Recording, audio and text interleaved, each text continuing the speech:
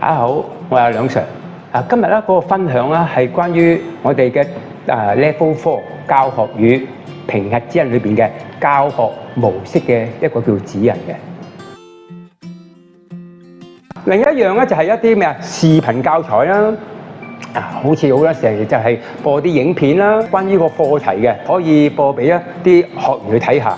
一個好緊要嘅，好多時你淨係講個筆記喎，筆記係文字㗎，可能咧真係咧望完咗，可能有理解咧，未必咁快嘅。如果你係關於嗰個課題嘅，用一啲叫影片啦，播俾佢睇，我哋所謂咩左腦右腦，右腦就圖像，左腦就係文字嘅，可能咧佢嗰個叫做理解力咧，可能會提升喎。好啦，仲有一樣嘢嘅角色嘅演變咧，就係親身經驗做一啲可能啦行企坐匯報嘅角色扮演。點解咧？因為始終我哋筆記係一啲文字嘅，佢可能咧個吸收真係唔知道嘅。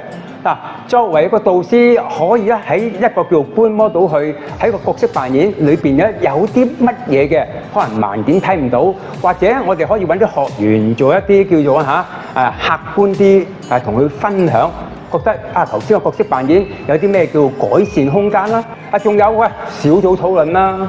咁點樣小組討論啦？1、2、3、4組，可能咧有啲問題嘅，咁分開大家可以一討論下。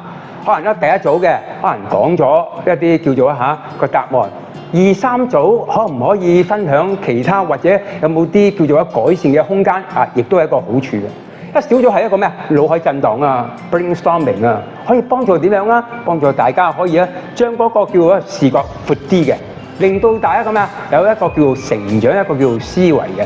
好多時我哋文字上都係即係前者俾一啲叫智慧我哋嘅。